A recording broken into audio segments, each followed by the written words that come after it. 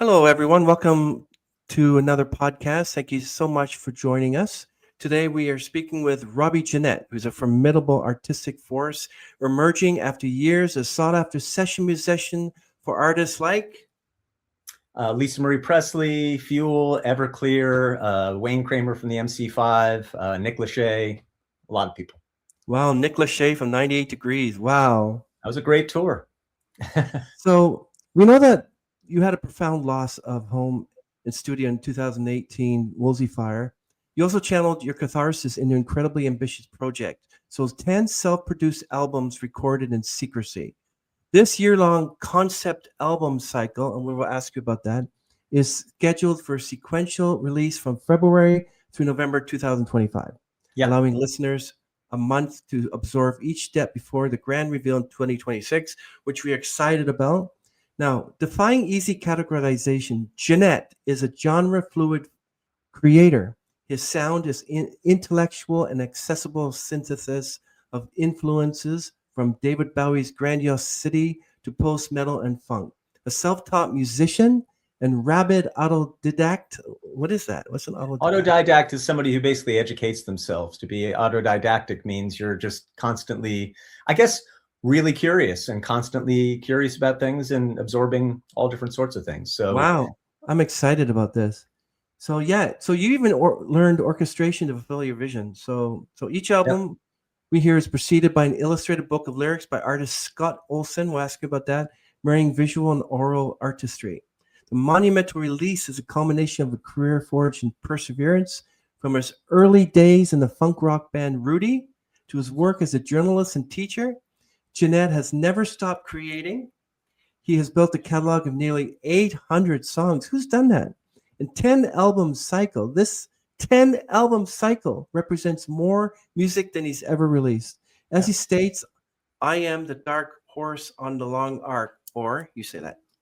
I am the dark horse on the long arc. I like to say that because it's true. I've been working, you say in secrecy, but really for myself, of myself, and now releasing this music feels like sharing something that, I'm ready to share. I love it. And I also love the painting behind you too. That's awesome. That's a great artist, Drew Brophy, I believe his name is. And after the fire, I collected some art, and that was one of the first things I did because it's a wave, beach, kind of takes in all the things that I love. I'm a bodyboarder, so I've traveled the world to ride waves, and I like to keep those visuals around me, Traveled the world and 7 seas. Almost. Everybody's maybe 5 C's, maybe not all 7. So you're inviting the world on a profound and meticulously crafted journey, and we're so happy that you were here joining us today. Let us go back to the beginning. Whatever made you want to get into music and you're where you are today?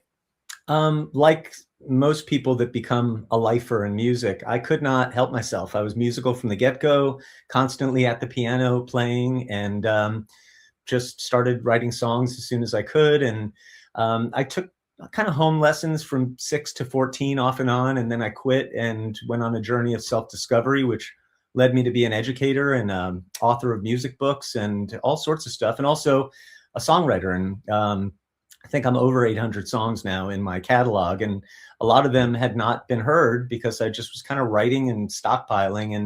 And last year I read the Rick Rubin book on the Creative Act, and it made me realize that all this music that I was creating, I needed to release it and then create more and release that afterwards. So this 10 album cycle that I released this year, I put together really after kind of realizing why not? Why am I holding on to this? Or why am I waiting to get into a professional studio it's kind of old school thinking, right? Everything you make at home is a demo, and then you have to go to a studio with a producer to make it official and real.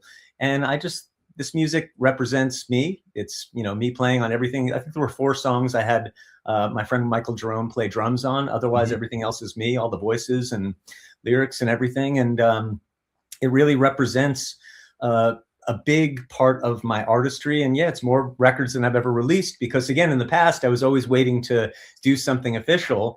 And in this case, I produced myself. I wanted the bass loud. The bass was loud. I wanted the piano this way. It was this way. And I really feel like it took me time to get to this point where I feel like I'm really happy with the way that I produce myself. And a lot of times when musicians get in with producers, the producer tries to give them their version of the artist rather than a better version of what the artist is trying to do for themselves. So in this case, producing myself was really liberating, and I can live with my records and all my decisions, you know? Yeah, Robbie, that's true. Like, I want to release a cover song, and I'm trying every single cover song out there, and I'm just like, um, which one? Which one is the best? Which would be the first cover song that you would release on all platforms? Well, And for it's funny, I have you, an album out of cover songs, reimagined songs from the 80s that were all upbeat songs that I did as down-tempo piano kind of ballads, with the idea that a lot of movie trailers use songs in really different versions from the original. So I did songs like My Sharona and oh Obsession by wow, Animotion and whatnot, but as these kind of torchy piano really? ballads. But really, it's whatever song makes you feel like you need to get something out. And sometimes a song just says something you feel like, man, I have to sing this song. Did I have to cover Danger Zone by Kenny Loggins? No. Was it fun? Yes. Wow, you covered a Knack song. I love that song. Sadly, he Yeah. passed, but I got the story of how Sharona's an actual woman. She's She a sells real real estate estate. agent right now. Yeah, Yeah. In the Valley, you can go buy a house from Sharona. yeah. So I got my Sharona to tell me my. But that's awesome. Yeah, and I like your cover work. The covers, like all your covers, sort of like '60s style hippie type So stuff. I created all those myself using AI tools. I don't use any AI tools for music, but for my visuals to represent this music that I made all myself, I wanted to create visuals that were representative. So I would never say I'm a painter or a drawer, that I have any talent. I firmly admit I do this all with AI tools, but it felt right to put my own art on the front. While at the same time, I love to work with real artists. You talked about my book with Skot Olsen. He's a illustrator, painter, tattoo artist. He's done a lot of things, and I've always loved his style, and I love him as a human being. So when I was ready to do this illustrated book, he was the guy that I reached out to so that I could partner with him and have him go through my lyrics and really create visuals that were his own expressions, reading the words, you know? And it came out great. And that book will come out as this time it's planned for January. And it's actually a book of lyrics for a 5-album cycle that will be released next summer. So I'm releasing an illustrated book of lyrics for songs that nobody's heard and won't hear for, you know, the better part of the first half of the year. So people can sit with the words and the illustrations. And then as each album unfolds, it'll bring them to life. And don't know if anybody's ever done that, but there I go. I don't know, like that's interesting. 800 songs, yeah, and songs that nobody will hear. You know, stupidly, I know this is nothing about music. Stupidly, there's a John Malkovich movie that's going to come out in 2100. I think about 100 years I saw or that. something like. And I'm like, oh, what if movies like that are illegal? Like, why would you do that? It's stupid. I don't know.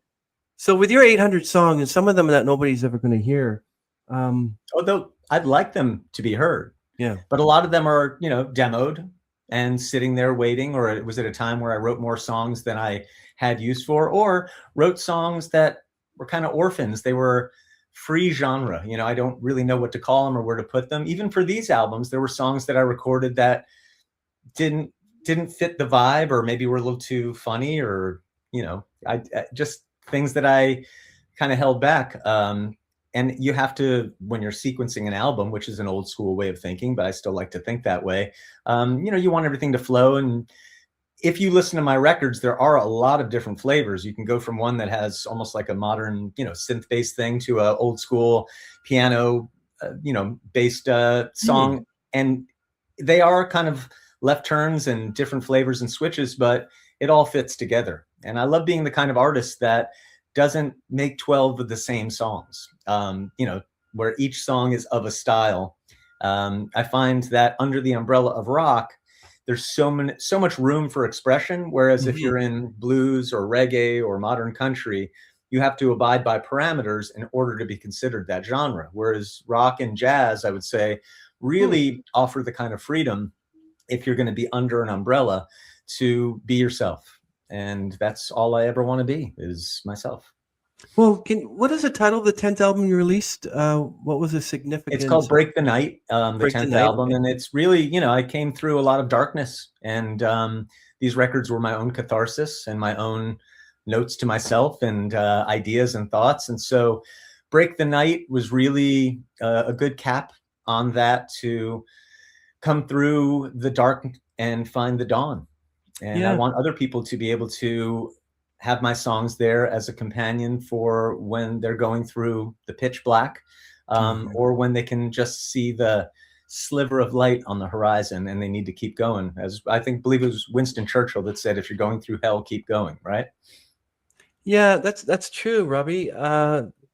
Yeah, that's amazing. So your 2025 project involves an illustrated book of lyrics, like you mentioned, but by Skot Olsen. Yeah. How does the visual art interact with and enhance the music on each album?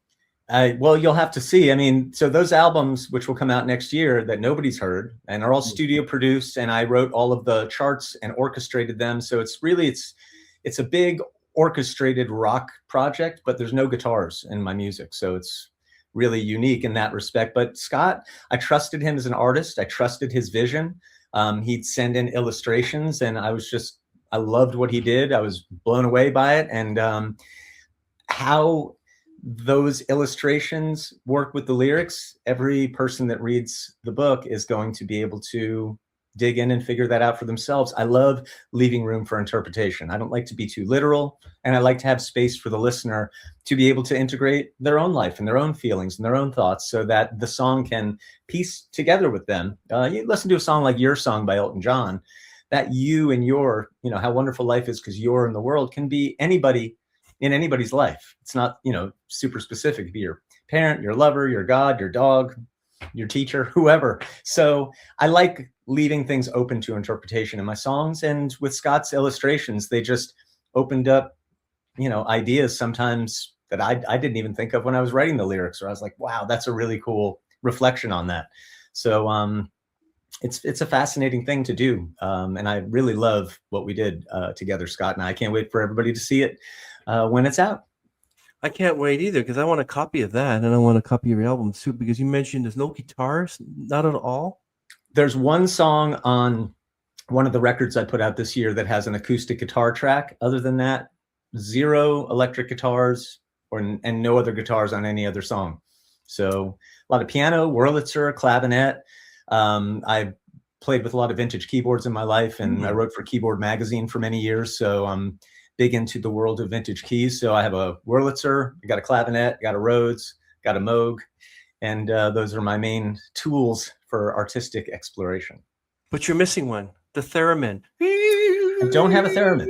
I do not. it's a cool sound, and it's cool to play with, but it's, I don't know, it hasn't really caught my play mind. I feel like I still have that finger painting mind that when we're kids and we're just doing stuff for fun, I still dig into music with that same mentality. And I think that a lot of people who create, maybe they lose that. Maybe they're trying too hard to create a product. And I talk a lot about the difference between creating a product and creating art. I don't use AI tools to do anything musically, because my art is my expression. Every word is mine, every thought is mine, and that's the way that it represents me 100%. Whereas if I was writing product, I had to write a pop song for a 18-year-old girl to sing.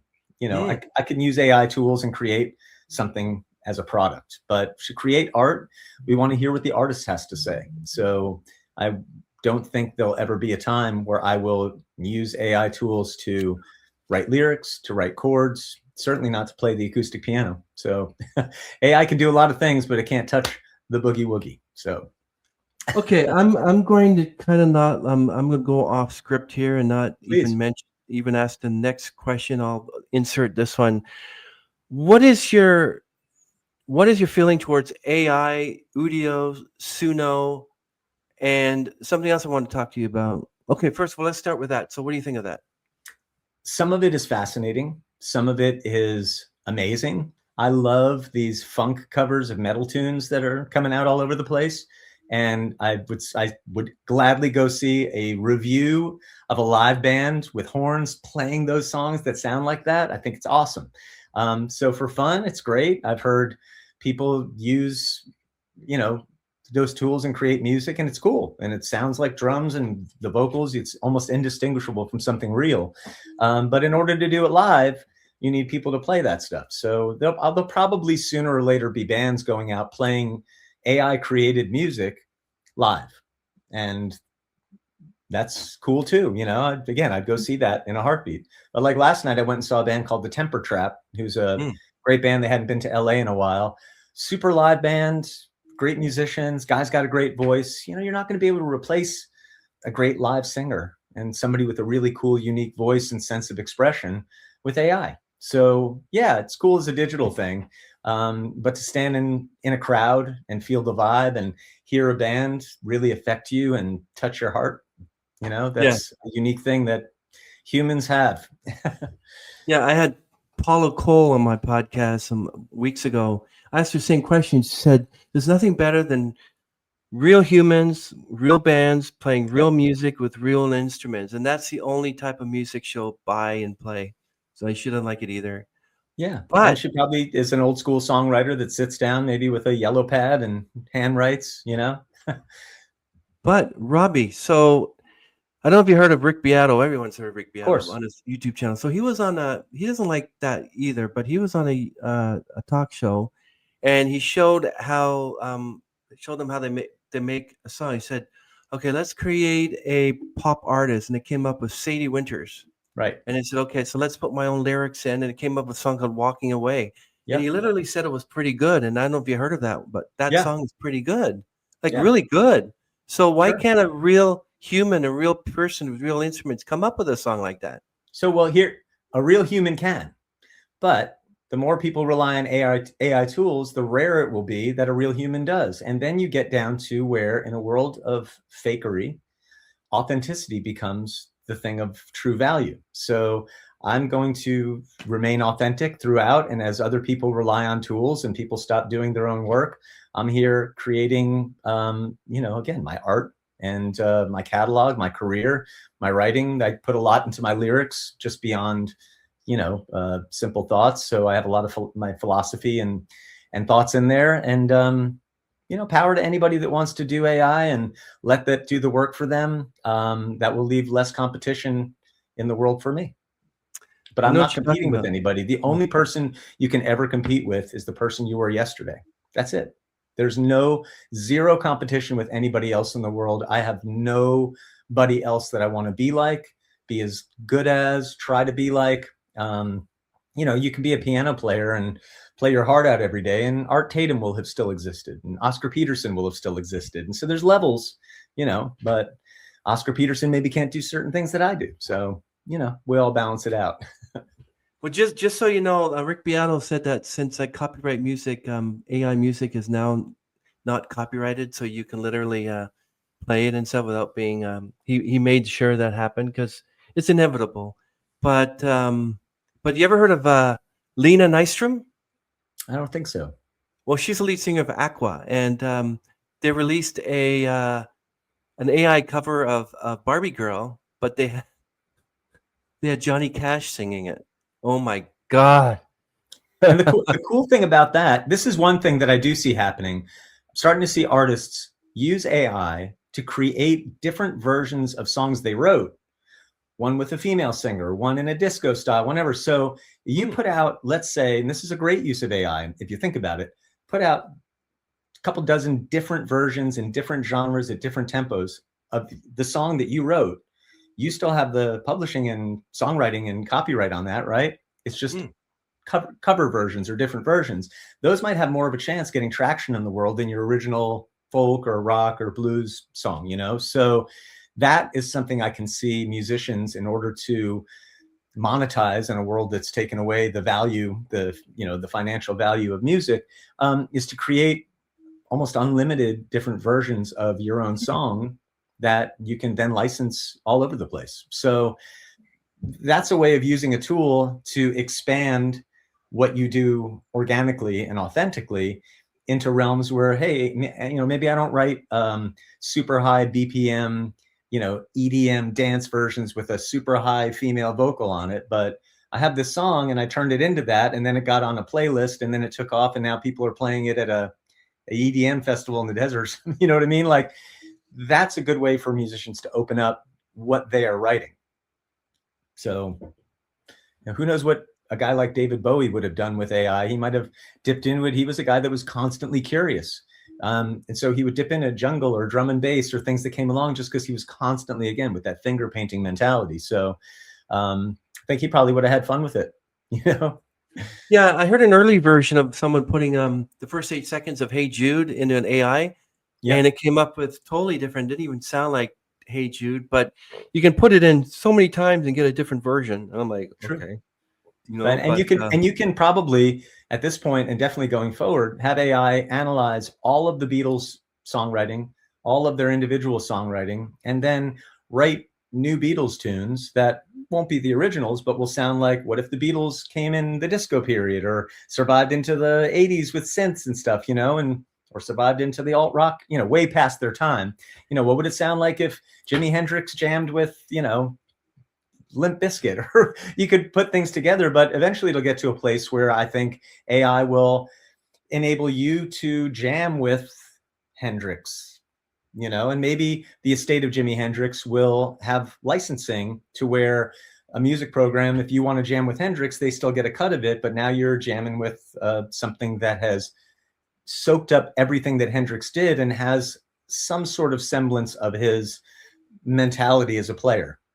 You know, you could put bands together. Okay, I want to play with Coltrane, Jack DeJohnette, and Jack Bruce on bass, you know, or whatever, and it'll do that and put together a rhythm section you can jam with. So there's different ways that people can do it, and expand with it and explore and create with AI. And I'm fascinated by it because I'm a curious guy, but I also want my work to be my work, you know. well, there was a big controversy when Paul McCartney and Ringo Starr, they put together the song called Now and Then, which was being written Yeah. since even John Lennon was around, because John Lennon, George Harrison put his guitar on it. Yeah. John Lennon put his voices with the Yeah. piano. So they used AI to remove the John Lennon vocals from the piano and George Yeah. Harrison's guitar from there, and made the song called Now and Then. And Paul McCartney said himself it was the last Beatles tune. Yeah. And saying that you shouldn't be using AI for music. They didn't. They just used it. So that's what they would do. They would use AI to extract the piano, and then you come up with this tune written by, mention all these people who are Right. long dead and such. So there's a good thing. There's a good use for it. But except I don't know if you ever heard of, was it Velvet Sundown? I think it was an AI band that was on Right. Spotify. Yeah. And they were making billions and billions of streams. Yep. How about that? So, Robbie, so you release an album every month is a monumental task. Yeah. So what was your process for cataloging and sequencing nearly 800 songs into these 10 distinct albums? So these albums are probably it's over 100 songs. Okay. So it's literally like an eighth of my catalog in 1 year out. So when I started realizing I was going to release these, I had 2 albums worth of songs that I had recorded, but I still didn't have my studio fully back yet. So they were a little more rudimentary, a little more demo sounding. So I left those, and in the sequence, I put out everything chronologically. But in 2022, I put out an album called Fade Away that technically fits as like album 2.5 in what came out this year. Because I didn't, again, know at that point that I'd be releasing any of this stuff that I released this year. So I put that album out as a standalone and was very happy with it, produced it to where the, you know, bass was where I wanted it, the piano sounded good, did it all myself, and the songwriting and all that. And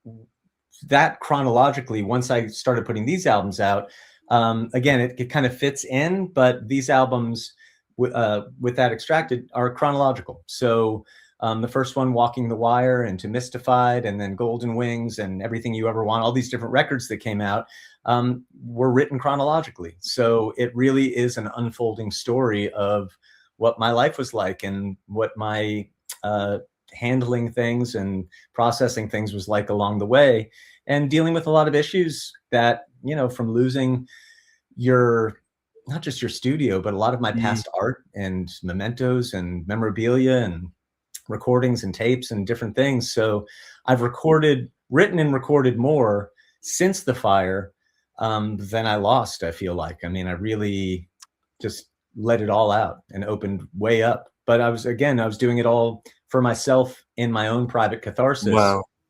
And not thinking of, hey, I have to make a record, just recording songs as they came to me and scratching in every day. I think a lot of people wait for inspiration like it's going to rain.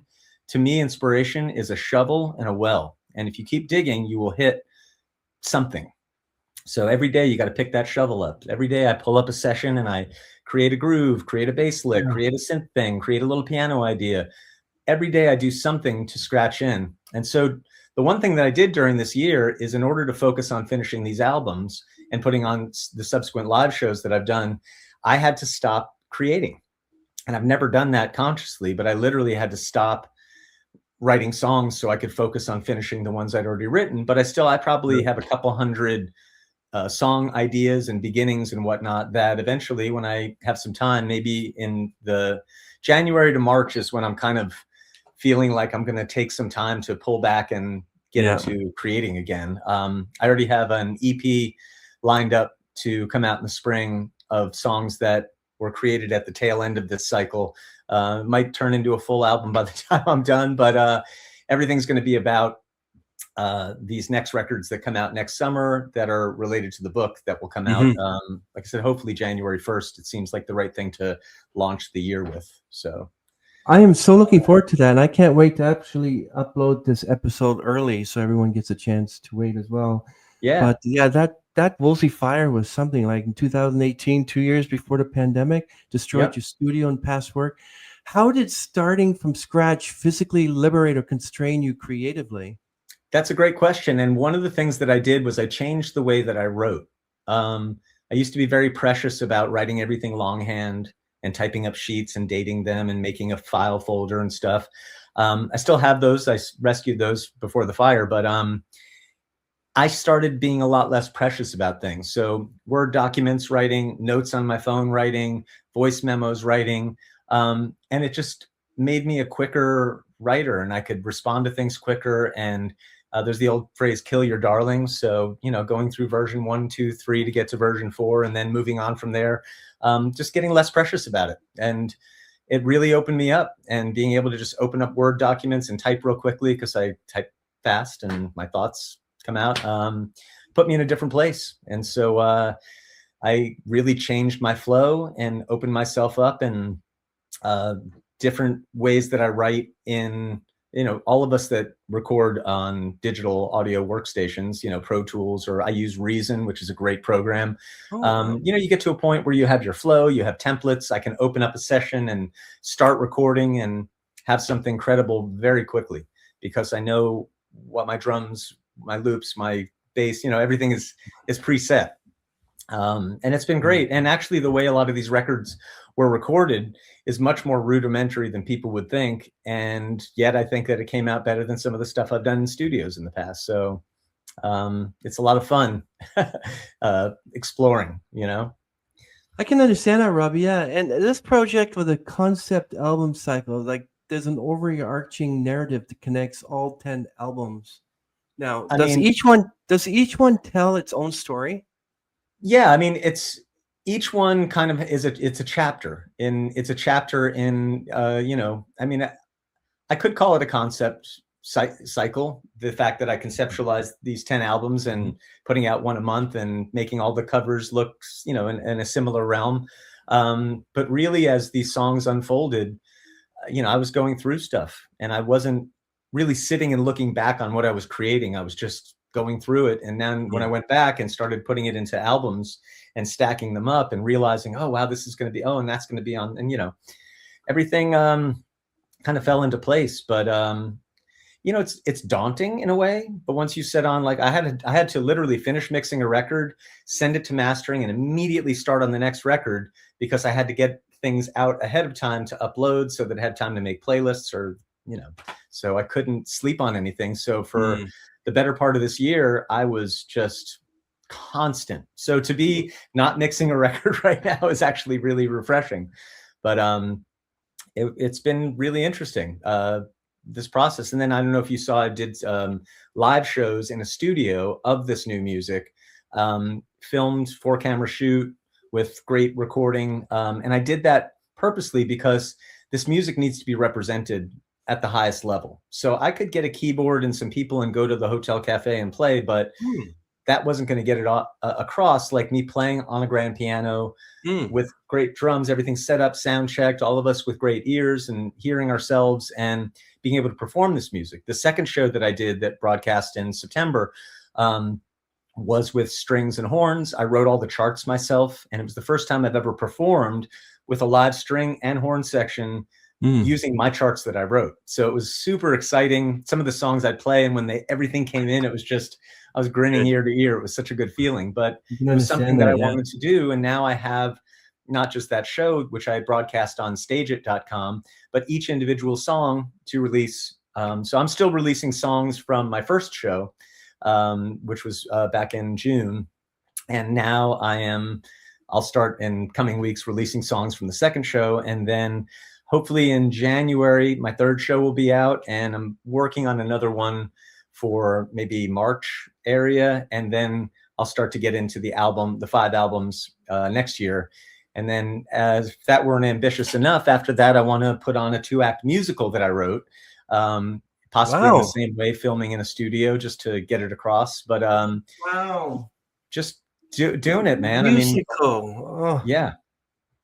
I've been told that my stuff echoes, sounds Broadway-esque at times and whatnot, because I use more than 3 basic chords. But I've written a lot of songs that I do feel could go on Broadway or would work well as a Pixar Toy Story theme song or whatnot. So putting myself out in those realms and getting taken seriously is really also part of this ambition, because if I'm going to write the next Toy Story theme or write the next Wonka movie or write the next Broadway play or, work on the level of a Lin-Manuel Miranda or whatnot, I need to take myself seriously in order to be taken seriously. So putting out this music, putting out these live performances, putting out my words so people can access them.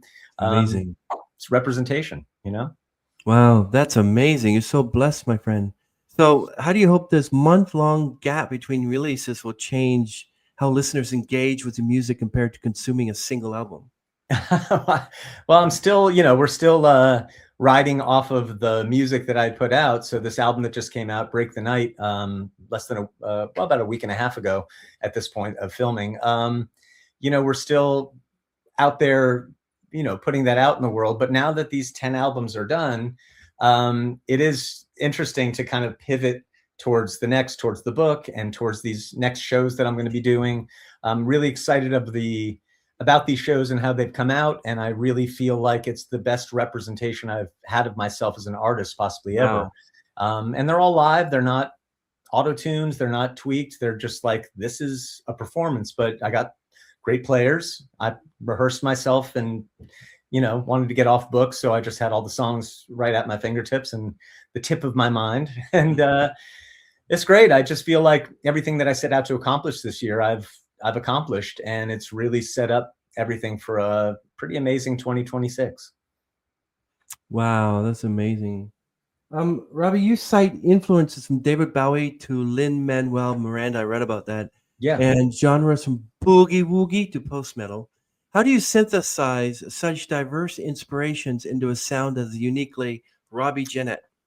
I mean, if you listen to all my records, you'll hear all of that come through. I mean, there's songs that I've done that are, full on like boogie blues, kind of stuff. And there's fully orchestrated, almost ELO sounding stuff. I don't limit myself. So whatever I feel like is what happens. So if I feel like writing a bouncy piano song, or if I feel like writing a really cool, dark synthesizer, Vangelis kind of, it's all I don't have anything limiting me. So I can write anything, I can create anything, and it's all perfectly okay under the umbrella of my name, which is the ultimate label for my music. I think if you're part of a genre, you haven't achieved a sense of originality yet, to where your name, like Bowie is a great example. Bowie, was he rock, jazz, cabaret, soul, funk? Yes, he was everything and more. Jungle, drum and bass, everything. It comes back to curiosity. The more curious you are, And I think this goes beyond art, but the more curious you are, the more you will succeed.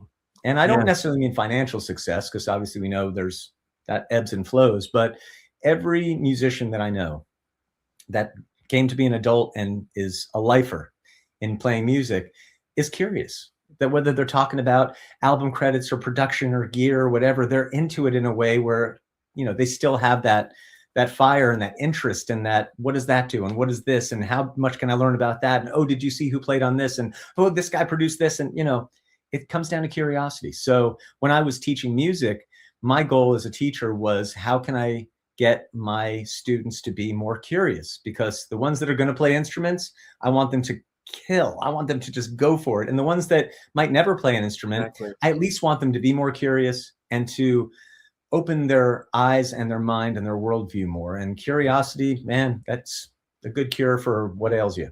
I think you're right. So that was great. Yeah. But you learned orchestration specifically to fulfill your creative vision. Now, how did adding that formal skill to your self-taught foundation change your songwriting? Oh, that's a great. Well, I had the sound in my head, and in the past, I'd always said, "Well, I don't do that, so I can't do that." And then I said, "Well, what is my excuse here?" My excuse is that I haven't been able to yet. So when I was working at Musicians Institute, I was teaching there. We had to take continuing education requirements. So I had to take 6, 8 hours, whatever, of music classes. So I took orchestration. I took Afro-Cuban drumming. I took different things that were of interest to me.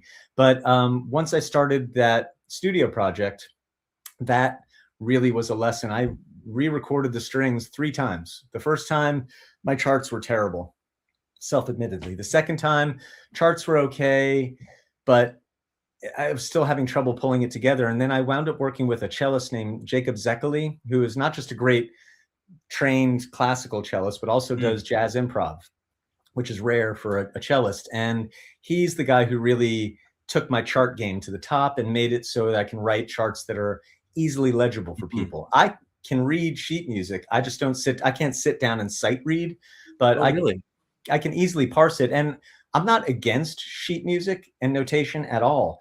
I just believe that we should be able to teach music without notation, have a conversation about music without notation. And then if you want to use notation, you have an idea of what's being notated. I teach classical musicians all the time that came to MI because they realized they could play Rachmaninoff, and you take the music away and they're sitting in front of a piece of furniture. They've been denied their own voice. And that's sad, because I mean, who you are should be more than a record needle for somebody else's voice. If I told you had to speak like Kermit the Frog the rest of your life, that'd be, you know, you want to speak for your own voice. So guns, rainbows. giving people, though, the liberation of their own voice is a privilege, you know, because I want people to have that. So, you know, some would say, well, if you don't use notation, that means you're not literate in music. To which I always come back and say, well, all 4 Beatles, Elton John, Bob Marley, Kurt Cobain, Taylor Swift, all have done what they did with 0 sheet music involved. So to say, well, they would have done it better with sheet music, and I've heard people say that. So I believe that if you're a school and you don't have a way to accept Paul McCartney into your school and teach him without notation, you know, I can't help you. They just gave an honorary degree to, you know, Bob Dylan or whoever. Bob Dylan doesn't do what you would have to do to get through that school, but they gave him the honorary degree to say, this guy did something amazing, without the truth being, you don't have to do what you're doing here at this school that we're trying to teach you and taking your hard-earned money in order for you to write great lyrics and write a compelling song and be awesome, and not even be a great technical singer, and yet put forth something in your style that is compelling. So the things that's where I feel like the David against the Goliath of music education, and I'm happy to always poke that bear, because I want people to be able to learn more about music and not feel like, well, I couldn't do sheet music, so I guess music's not for me. Music's for everybody. Everybody. Yeah, I never asked this question before. So maybe don't know much about music that much, but I know there's ghostwriting, but is there ghost songwriting, ghost singer songwriting and all that? Is there, like, getting someone else to write your song? Sure. all the time. And there's people who get credits that didn't have anything to do with writing. You wanted a song on a Madonna record back in the day or whatever, you'd have to give her a piece and put her on as a songwriter. Virtually the entire country music genre is artists singing songs written by other people, right? It's very rare to hear somebody come out where they write their own songs with no help, and this is them and what they want to say. And that's tricky, you know? Again, in rock and roll, you have a lot more original voices and a lot more ability for people to just be out expressing themselves without worrying about conforming to a genre. And Diane Warren, that's right. Yeah. Yeah. So yeah, you could call it ghostwriting, but really there's tons of songs in our history that we think are by the people singing them. You know, My Way is a Paul Anka song, not a Frank Sinatra song.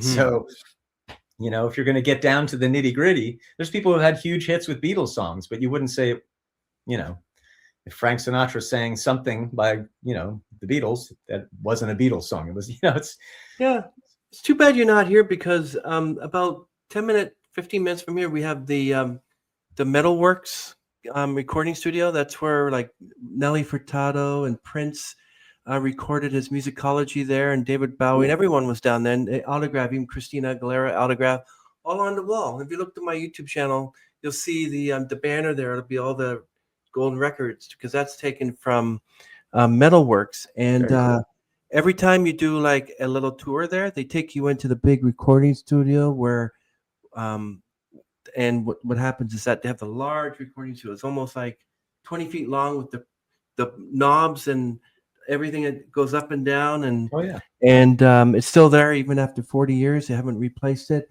And they Queen lent them the Bohemian Rhapsody demo tapes. And they would use the lever, and this is Brian May singing, and this is cool.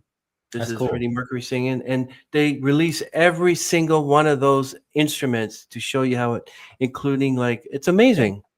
And that's back when you had to sing to put it on tape. It wasn't, you know, there wasn't the trickery, you know. So if somebody's like, well, I need it to help my voice. Well, you could just learn to sing better. You know, I mean, I think the people using easy outs to avoid the hard work. I mean, I play piano every day, so that when I sit down at the piano, it comes out, and it's what I want to come out. I practice and perform singing. You know, I work on my singing and my technique so that when it comes time, I'm not in need of, you know, 18 weeks of warm up. Let me ask you something. So this is really off topic, but I don't know if you're familiar with the Star Trek Next Generation theme. Not particularly, but go ahead. Anyway, so there's another one called Voyager, and that theme is the Next Generation theme played backwards. Oh, interesting. So if you take the MASH theme or any song and you play it backwards and just put your own lyrics to it, would they know? Could they sue you because you're using their song backwards? I mean, look, you have 12 notes in Western music, right? And you have seemingly an infinite number of patterns and sounds you can make out of it, but really it's very limited. So if somebody does a melody, and can you say you can't use those 3 notes in that succession ever again? You might have to, you know, I mean, if it's too close, like, you know, My Sweet Lord by George Harrison, I think it was She's So Fine, one of the two, you know, if it's too close, it's noticeable. Like, what's his name? Robin Thicke, not Robin Thicke. Who did the, you know what I'm talking about? The Marvin Gaye song. Yankovic did one called Blurred Lines. Blurred Lines. It was called it was Word Crimes, which was pretty good. So look, there's so many, like sometimes I'll hear a song and they took another song and kind of co-opted it. Maybe they give the credit a little bit or whatnot. Create your own stuff. Be original. You know, that Blurred Lines song, like it was so close to Got to Give It Up by Marvin Gaye. I think that was the tune. Oh, wow. So where they listen to it, they take the elements and they make it just a little bit. I mean, come on, man. I'm sure Weird Al asked permission from Robin Thicke if he could use Blurred Lines in Word Crimes, because I'll tell you one thing, Weird Al Yankovic is a pretty good, prolific parodist, I guess you call it. And that was a pretty good song, pretty good cover song. Yeah. And you know how he is, how he does all that stuff. But but Robbie, you mentioned that during your difficult times, music was your savior. Did your approach to songwriting as equal parts catharsis and craft shift during this period? I mean, I never sat down and thought like, oh man, I'm feeling miserable. I got to get this out. Usually I I just let everything come out. You have to be okay with your truths. Hmm. And I think a lot of people, they don't get raw enough, they don't dig deep enough. And I think sometimes people shy away, or maybe they get too like, okay, I'm writing a song about something. It's like, how do you feel? What is Hmm. your thought here? Like I had a song called Birds. Birds don't worry about tomorrow. Birds don't worry about yesterday. They sing a song of beauty in the presence of today. Talking about, you know, how not just birds, but a lot of animals, they're not thinking about the past. They're not thinking about the future. They're here now. So to have this thought of, you know, the past is gone. The future hasn't happened yet. We're existing in a moment. How how wide is that moment that we're living in? And how present are we in that moment? You know, to think about things like that and then put it into a song. I ended up writing a song about birds. It just so happened. But, you know, sometimes when you're trying to leave the past behind, or when the Hmm. past is reaching out and grabbing you and trying to pull you Oh, back, yeah. you know, you're looking for your own tools and your own things to say. And sometimes a word rhymes and you kind of backfill the line. You wind up Hmm. saying something you didn't even plan on saying, and it opens up a new door. You got to be open to that, and you got to be digging in and not looking for shortcuts. And I like to think, you know, when I talk to songwriters in teaching or just in general, I say, instead of trying to fit your thoughts into a rhyme Hmm. scheme, write your truth down unvarnished and then put music to it. So maybe it doesn't rhyme perfectly, or maybe a line goes a little long and whatever, but you said something and you didn't edit it for any, you wanted that thought raw. Hmm. And I think so at some point next year, my plan is to put out an illustrated book of the lyrics from these records that I put out this year. Hmm. And when people sit with the words without the music, just sitting, looking, reading through them, I think that's when a lot of those thoughts will push the buttons they're intended to. But when you're listening to a song and you're not really conscious of what the words are saying, your mind's still listening. And I love the idea of putting questions in songs, because when a question makes it into your mind and your brain's asking it in there or trying to find an answer for it, really gets past the guards and the barriers that we put up. Because there's sometimes we don't like to be questioned, or maybe we know the answer, so we don't want to ask the question because, you know, but if I can get past the guards, if I can slip the Trojan horse of a good melody in and give you a question that helps unlock something, or a thought that makes you reconsider something. For me as a songwriter, that's the extra gold of a song. It's a delivery system for a great message. Before Bob Marley wrote Get Up, Stand Up, nobody walked around and said, hey, you know what you should do? You should get up and stand up for your rights. After that song came out, everybody's singing it out loud to themselves, to everybody else, with everybody else. Comes a rallying cry, right? That's messaging on a large scale. But I think on the personal level, we all have songs that we've heard that helped us through hard times in our life, or was the soundtrack to a joyous experience in our life. And sometimes it's about the mood, the vibe, but the words, the lyrics. And so I That's look at the true. great lyricists, Bob Dylan or Neil Peart, Neil Young, different people who I really respect and love their work. And I want my work to be of the highest level, because really when it comes down to it, you're not just writing words. It is philosophy, it is thought, it is um, pure emotion, and it's not just a rhyme. It can be something deeper, and yet the world is still available for songs about getting out on the dance floor and shaking your booty. So it's all good, it's all great, but at that higher level of thought and of context and of giving a message wrapped in a song, I think there's a powerful art Hmm. form there, and not everybody reaches for that or needs to, you know. So Yeah. Um, I still can't believe that you toured with legends from the Doors, right? Robbie Krieger to I jammed Pearl with him a Jam, little bit. I you know, Mike he's a McCready. great guy. My brother-in-law sang with there was like called the Doors of the 21st Century with Robbie and Ray. So I got to see a lot of those shows Ray and Manzarek, uh, yeah. talk with them. And then I got to jam with Robbie, which was great. And when I am around him, I say, I'm the other Robbie. You're the number one, Robbie. We spell our names differently, but great guy, great talent, still out there playing the music, and it's amazing that he is. I love him. Yeah. Well, what is the most valuable lesson you've learned from collaborating with such iconic artists? Be humble, Mhm. serve the song, be somebody that they miss when you're gone, and bring a good energy to the room.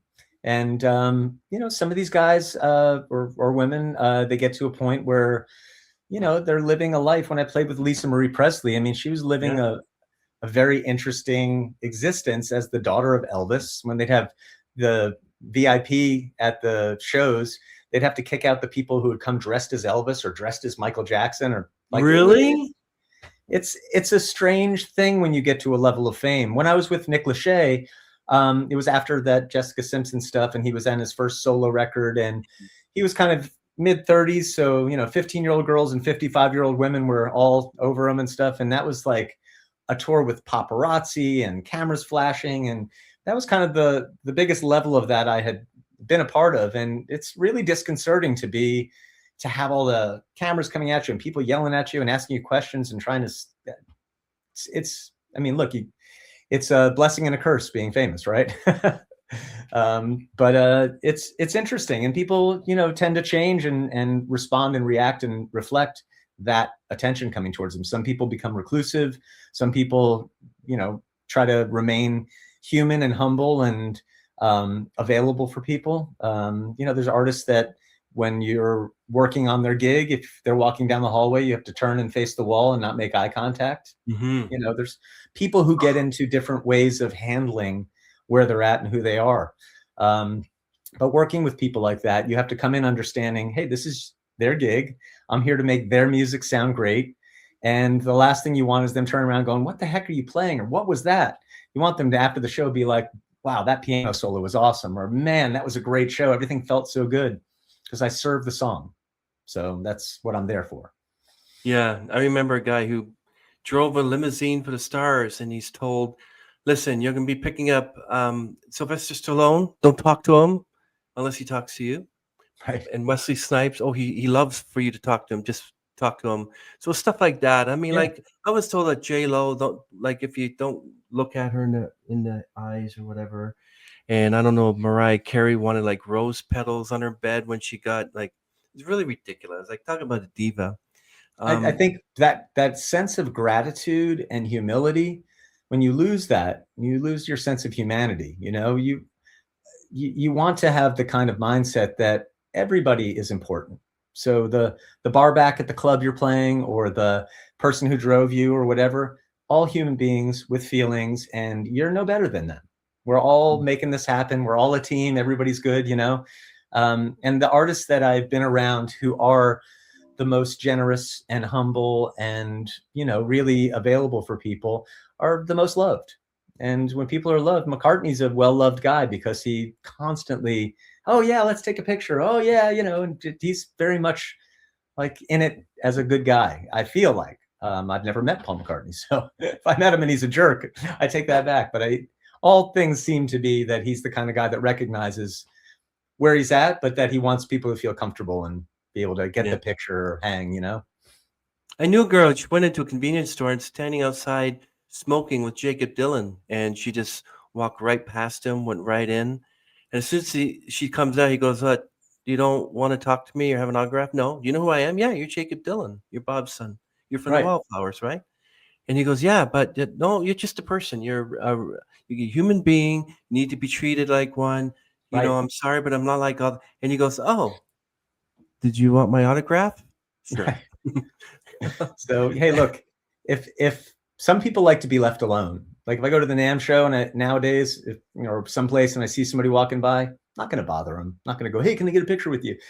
Let them be, let them live their Yeah. life. They got things to do or whatnot. But if I happen to be sitting next to somebody on an airplane and strike up a conversation, but yeah, I don't know. People are funny.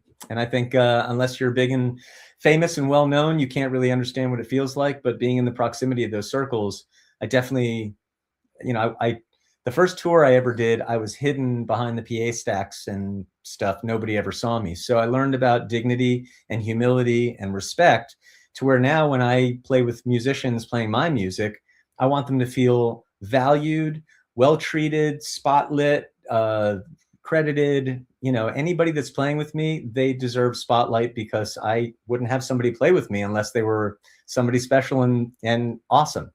And these shows have been great because I really put together such great teams of people, and everybody was just loving being together and loving playing, and all hugs and good stuff. It was just a great work environment, and that's feels good for everybody. You know, when you go into some place and somebody's yelling at you or throwing an ego tantrum, it's like, oh my gosh, you know, okay, well, this is a job. You know, I'd like music to be more than a job. Yeah. So. Yeah, the one artist I love to have on my platform is Sting. Now, imagine that one of your relatives that you know so well, you goes like to Toronto International Film Festival, and he says, "Oh, Chris, yeah, well, so I'm sitting beside Sting," and I'm like, "What? You're what sitting beside Sting?"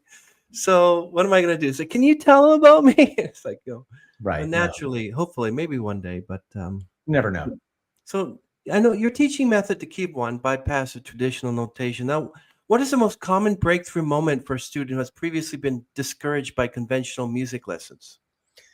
You know, think about music as a language. When I Mhm. ask everybody in the world, as I often do, is music a language? Everybody goes, yeah. Think about the way that we teach language. What's your first word, mama or dada or whatever? You learn by imitating, right? You learn by talking and hearing things spoken and whatnot. And eventually you learn to read. No one would put a 2-year-old into a reading class. You know, Mhm. you learn to speak first. And even when you learn new vocabulary, sayings, colloquialisms, or whatnot. The act of speaking, this whole conversation that you and I have had, has been improvisational. So improvisation is the main mechanic of a language skill. You can learn new words all the time, but it's putting them together. None of us pull out a script to have a conversation. Mhm. So if you're going to teach music as a language, you have to teach how to improvise. You have to teach how to be able to start developing your own voice. And on top of that, you have to give them, any student, any musician, a context for what it means. And again, once you unglue from the notation and can talk about things, the key of one is basically that everything works numerically in music, and the resolve to the major one, the key that you're in, sets up the other numbers. So if your key is C, C is your one, out pops 2, 3, 4, 5, 6, and 7. But there's, you know, a lot of people talk about the word theory. I don't like the Mhm. word theory because it sounds unproven. I prefer musical truths. There's no Mm. key of H. There's no 15th chord. It ends, and it infinitely loops like a circuit board. So you learn these places on the board that build and resolve tension. And that's part of understanding what you're doing. It doesn't mean you write in a more clinical way, but it just means that you're more, it's like if you're a magician and magic's just popping out of your wand everywhere. It's that versus being able to cast spells and know what Mhm. you're doing with it and make the magic happen in the moment. So that light bulb going off moment can be a very simple one when we sit down and create something at the piano. I'll play something in the left hand, they play something in the right, Mhm. and then I'll change the context, and all of a sudden what they're playing sounds brilliant. And it's because I'm listening to what they're doing. And sometimes it's just that, like, you can just sit down at the piano and play. I have older people come to me all the time and say, man, I wish I could have played piano. So, well, why didn't you? Well, I took lessons and they told me I wasn't good. They told Mhm. them that they weren't able to read sheet music, so that they Mm. should not be musical. And that, to me, is a tragic lie, because it keeps people who just want to be musical from playing. And if you go Mhm. see any band outside of, let's say, maybe a jazz band, see a rock band, a modern pop band, Mhm. or whatever, they're not sitting in front of charts. I mean, you know, you rehearse. When I did Nick Lachey, we rehearsed for 2 weeks at Center Staging. We had that set memorized. We had it down. We had the muscle memory. By the time we hit that first show, on. So you Nice. can have charts to learn, but people would come into, at MI, we do these live performance workshops, and people would come with we'd have 5 teachers. We'd all I'd be on the keyboard. We had bass teacher, drum teacher, singer teacher, guitar teacher. We play the song of the week once, and then students would get up and they'd play, and every bass player would get up with charts, and they'd be staring at the charts, not making eye contact, not paying attention, making mistakes, not picking up on verbal cues and stuff. And when they get done, I'd always say, so you're going to bring charts to the auditions that you go and do? I'm like, well, yeah. Say, like, well, most of the auditions that I've done, pretty much all of them, not only did they not provide charts, sometimes the album wasn't out yet. It's here's the record, see you on Thursday. So let's say you even make your own charts. You're going to show up and audition against 10 guys or women that came in with no charts because they memorized the 3 songs they had to play. So sure, use it to learn, but then get off book. You know, if you're an orchestra playing film music or classical music, different story, right? Everybody needs the charts to play the classical piece at the Hollywood Bowl and the conductor and everything like that. Everybody needs to have that. And some people do memorize the Suzuki method or whatever in classical, but for the most part, for film and classical music, notation is very much still needed. But if you're going to go see Sabrina Carpenter or Rush, I don't think you're going to see notation being pulled out. So no, let that music do the talking.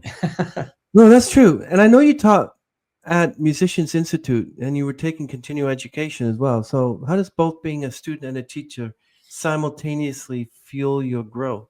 Well, think about this. In my entire life outside of Musicians Institute, I'm eternally a student. So being a student in an official capacity is just, you know, a little extra formality. As a teacher, I learn from teaching. I learn from having to verbalize something that I think up here, but I have to now explain multiple times to multiple different people with different levels of understanding. So by teaching, you learn to understand what you already know in a way, at least in a way that you can convey it, but also in a way that you had to put it into words. So you had to search for the actual frame of what you're saying. So it was great. And, you know, being under another teacher teaching, you can get a sense for different things they did in their method that were helpful or not, or different ways that they conveyed information that was helpful or not. And some teachers were very, you know, bland and by the book, and others were very exciting and got you inspired. So I like to err on the side of inspiration. Yeah, that's totally true. I got a couple of great questions for you left over. So I want to ask you about, I know we're going back to this, but how did the forced hiatus from the spotlight during the pandemic and after the fire ultimately serve your artistic development? Great question. I mean, I was teaching at the time, so I ended up doing Zoom teaching, which was great. Yeah. But, you know, instead of driving to teach and going places and whatnot, I was able to stay home and work and focus on my writing and focus on my music and stuff. And so all of a sudden, I had time that I had not previously had to work on the next levels of my curriculum, to work on new songs and writing, to do all sorts of things. And that was, you know, we were all stuck at home. So instead of being stuck, I was liberated. So it was great. It really set me on this course to creation and liberation. Were those the days you were in a proverbial vacuum as well? Yeah. I mean, if I'm home alone and I'm writing and I have nobody else around me and it's just me and my thoughts. So I like the vacuum. I work very well alone. I've collaborated and done some co-writes in the past, but really all of this is straight out of my own mind, heart, and soul. Well, this is interesting. You're talking about everything's going to be done by the end of the summer 2026. So what does a sustainable creative life look like for you after this massive project concludes? Well, obviously I want more people to be hearing my music, seeing me. I'd like to create the kind of demand where I could get out and actually do a tour, open for an act, play some shows out, get to the next level of where I'm at now and be able to, you know, create, again, if you create demand by people liking your music and they want to see you and hear it and buy your merch and, you know, that's kind of it. But if you're at home, not putting anything out, no one's going to hear it on your hard drive. You know, no one's going to want to hear nothing. So I now have released all of this music, put out these live shows. So now people can hear what I've done, see what I've done, hopefully get excited for what's coming and jump on the train anytime. If you're going to go listen to Hendrix, all his stuff is out. It's all done. There might be some records they find that, you know, they put together a compilation and stuff, but basically you can listen to his whole career. So instead of waiting and putting out a record a year for 10 years, I wanted all this out. So if somebody's discovering my stuff, dig, enjoy. And the next stuff's right ahead. So there's no rest. There's no stopping. I want to create until the very last minute I'm here, and leave an amazing catalog, and hope that if in my time I don't achieve what I'm trying to do in terms of notoriety, that certainly afterwards somebody will go, this guy was on to something. I always joke that my biography should be called Hiding in Plain Sight. Yeah. I imagine if I'm like 95, I'm like, honey, listen to this AI version of Robbie Genet's song. Hey, you never know. There may be a whole AI avatar of me playing in a. They'll probably have a theater where you can go and conjure up any artist of the past, and they'll play for you in stunning 3D and the set list. Michael Jackson did that. ABBA did that. Oh yeah, definitely. Yeah, interesting times. Yeah. So you hope to find a friend in your music. Now, if you could have one of your songs provide soundtrack to a specific moment in a listener's life, what would that moment be? Oh, I can't even quantify that. I mean, I have songs for all moods and styles, and sometimes somebody's not going to know what they need until it hits them, you know? I think it was Rita Marley who said, he who feels it knows it. So I just encourage people to dig in and listen, and you might find a song that hits you in a place you weren't expecting. And I like that. Yeah, that's why people ask me, what's your theme song when you walk in the room? I say, Unsolved Mysteries. I like that. No. I have to actually go and pick up my kids from school. That's fine. Yep. Okay, everyone. Thank you so much for joining us. Thank you, Robbie Gennet. Thank you so much for being on the podcast, and I appreciate you. And yeah, so look forward to talking to you again. Okay, everyone. See, we're going to end this stream. Hold on one second. We'll put up the piece.